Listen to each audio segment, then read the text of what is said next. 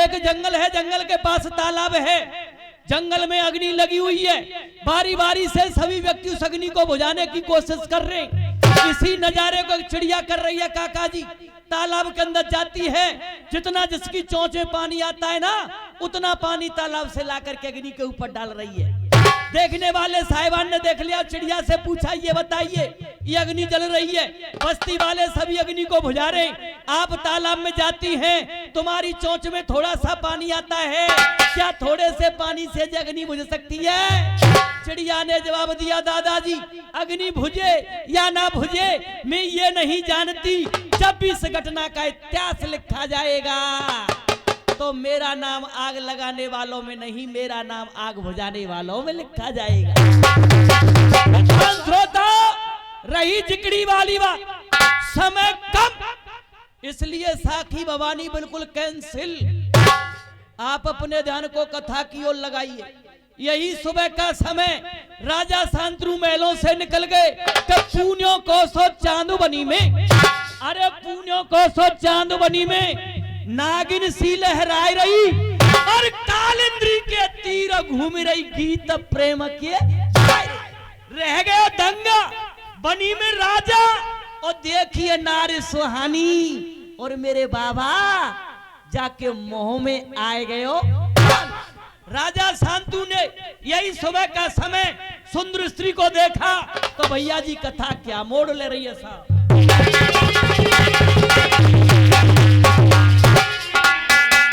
अरे देवलोक की है कोई कन्या, देवलोक की है कोई कन्या, जमुना जी पे डोल रही, कोयल और पपैया जैसी मीठी पानी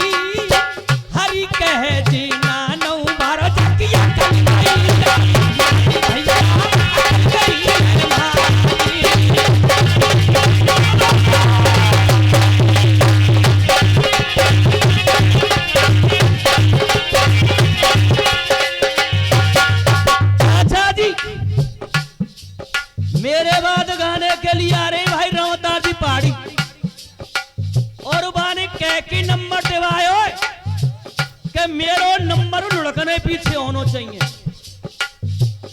देखो भाई पहल तो तुम न्यू देख लियो जैसे करके टाना है हुए, जैसे टांगे में घोड़ा जुड़ी और एक आए, और मैं बात वेद से ही लड़ूंगा अगर मेरी बात का जवाब दे दे। पहले मैंने नारी के 16 श्रृंगार छोड़े थे, चाचा जी किसी ने नहीं बताया 16 श्रृंगार, पर यूं कह रहे साखी शुद्ध जिकड़ी, जिकड़ी गामत है, गामत तो बुढ़ापो आएगो, ये तो सुरक्कू गए ही ना, तुम के सुरक्कू चले जाएंगे। चाचा जी क्या लिख दिया कभी रात ने, क्या बात है?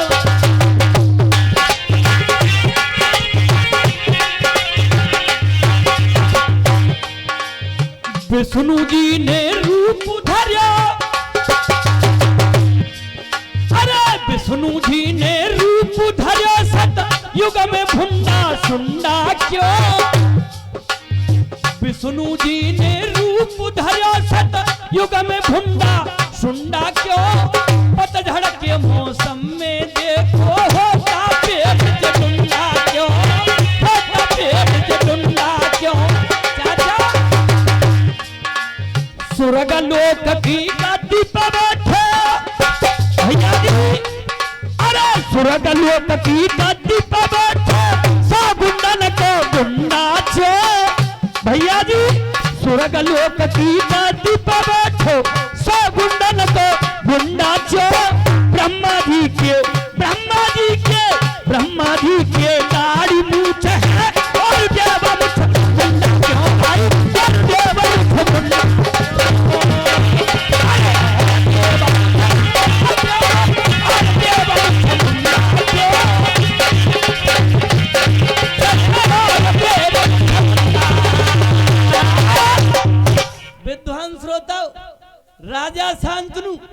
उस सुंदरी के पास पहुंच गई। एक ही बात को कहते हैं, सुंदरी ये बता दे तू कहाँ की रहने वाली है और तू सुबह सुबह यहाँ कर क्या रही है।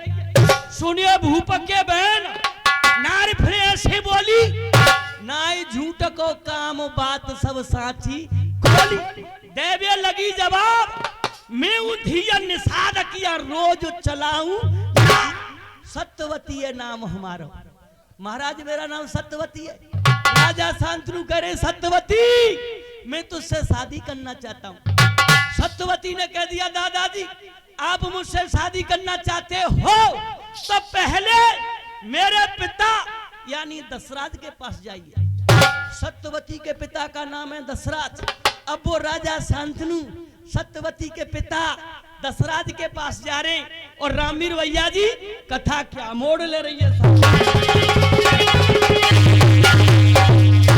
अरे लेके आयो आशा तुम्हारी और पास देर मत कीजिए, अपनी बेटी को हाथ रे हाथ में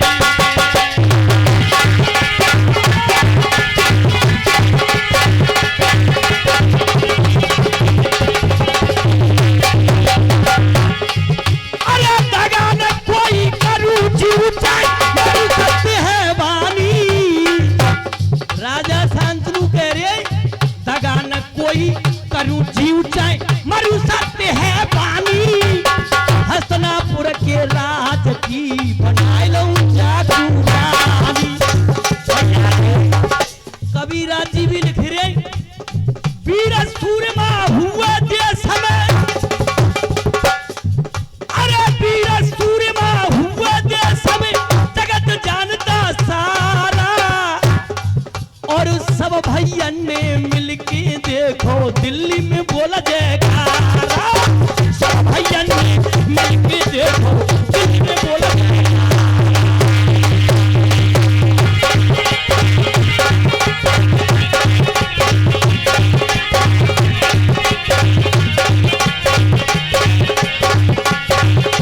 चाचा जी अपने शेर से लड़ने को मुगलों ने ललकारा। लोहागढ़ का सूरजमल था शेर सभी से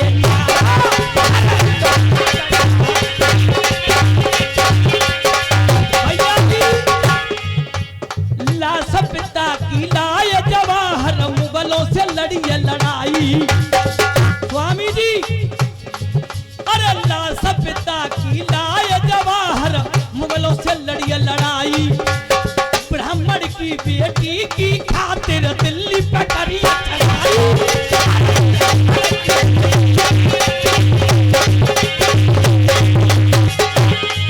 अब लखन कहे भाई मार के मारो,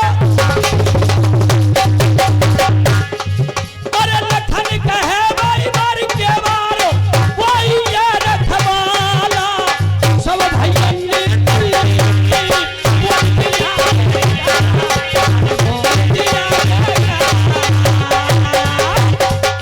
चाचा जी राजा शांतनु के पास में आज वो सत्यवती बतला रही है कि आप मेरे पिता से पूछिए। पिताजी कह रहे दगा न कोई करूं। मां साहब आप मेरी बेटी से शादी करना चाहते हो।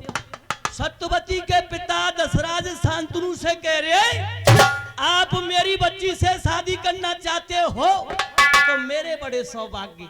कहाँ एक नाव चलाने वाला, कहाँ एक हस्तनापुर का राजा शांतनु, यानी कहाँ भोज राजा और कहाँ गंगू। अरे प्राणन प्यारी धिया हमारी। जब जिकड़ी वाली बात होती है तो ये नहीं कि वही गा दिया वही अर्था दिया। सत्यवती के पिता दशराज कह रहे प्राणन प्यारी धिया हमारी, नारी बने तुम्हारी है, पूरी करो प्रतिज्ञा मेरी जो मैंने दिल में धारी है। अपनी शर्त बता दे मुअकू मती लगावे देरी, पर मुझे बेटी चाहिए। अब राजा शांतनु कह रहे सत्यवती के पिता से शरत बतला तेरी शर्त कौन सी है। तो सत्यवती के पिता दशरथ जी खड़े हो गए और रामवीर भैया एक ही बात है कह रहे हैं, क्या कह रहे हैं?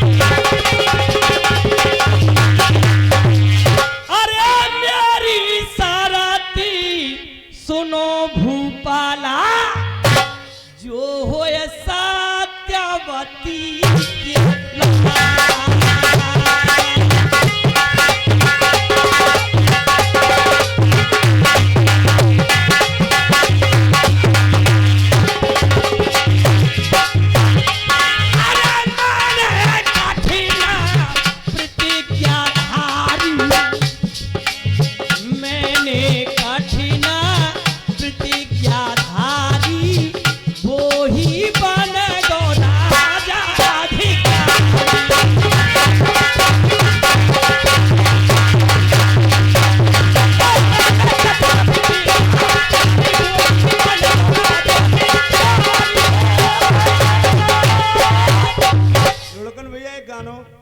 देखो, गाने तो गाने ही होते, मैं मनोरंजन से गाने वाला हूँ। कचू सुनाओ तुम्हारी। और भाई राम अवतार जी ने हमारे बाद नंबर की फरमाइश की है, तो राम अवतार जी ये चांडल खोपड़ी इसको भटकाने की जरूरत मत कर। आपको मालूम है दुनिया गा रही है महाभारत रामायण इतिहासों से, एक पाकिस्तान से बड़ो हथगोला आयो हिंदुस्तान में। वो हथगोला का हो, यानी हमारे भारत की सोच ही कुछ अलग है, चंद्रमा पे पहुंच गए, पर पाकिस्तान के हथगोला आएगा सीमा हैदर। सीमा तो आई पाकिस्तान से हैदर की, पर हिंदुस्तान के अंदर क्या हुआ? और आइए कबीरा जी लिख रहे, क्या लिख रहे?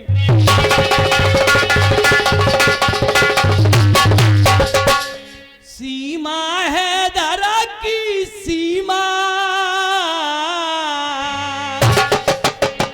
सीमा हैदर की सीमा, यहाँ बनी सजन की सीमा इंडिया में आई गई है, मीडिया पे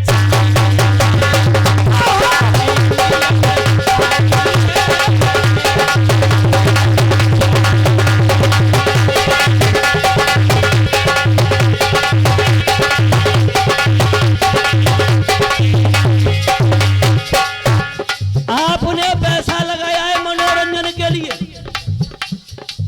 और हमारे ये नवयोग मंडल है कितना पैसा खर्च किया है, मैया को दरबार लगे हुए, सभी कमेटी वालों के लिए सहयोग भी दिया है, पर गवैया कैसे कंगे भाई लुढ़कने करे हम पे तो आवे ना है। तो बेटा समय बदल गया, पहले बाबा जब बराता जाती है छोटे से कामिल तो दैया बुरा पैठे का साग, बाय बाद में चले गए लड़ुआ पूरी। अरे अब देखो दुनिया में चाय भी न भल्ले पटाखे बरकरार धुआंधार मची रही है। चाचा सीमा हैदर आई तो हते, पर 4 विकटऊ लेके आई है संग में। भैया क्या कहा? सीमा हैदर की सीमा,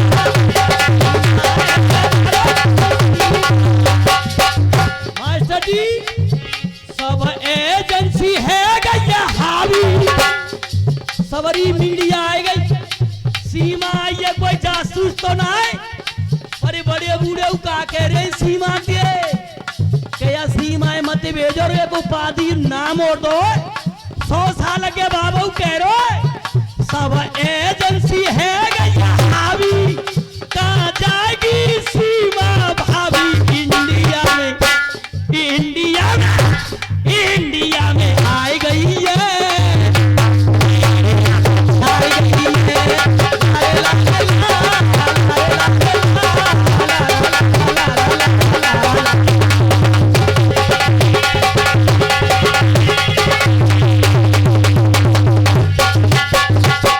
और सीमा कैसे आई?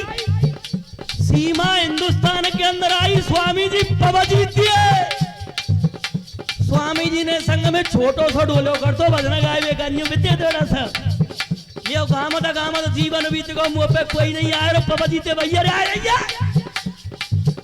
पवजी तो खेल रचायो, जो बात है वो ही लिख रहा हूं, कभी हरिशंकर जी नानो वाले लिख रहे हैं, पबजी को खेल रचायो हमारे भरतपुर मऊ कंगे छोरा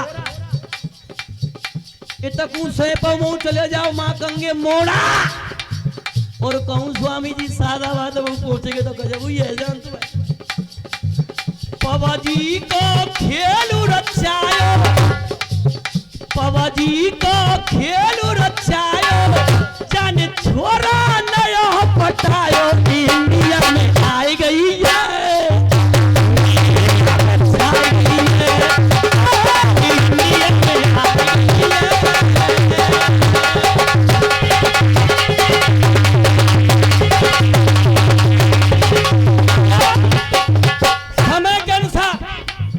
तेरो भेद खुलेगा सारा ए सीमा तेरो भेद खुलेगा सारा के हरीज नानवारो इंडिया में आई गई है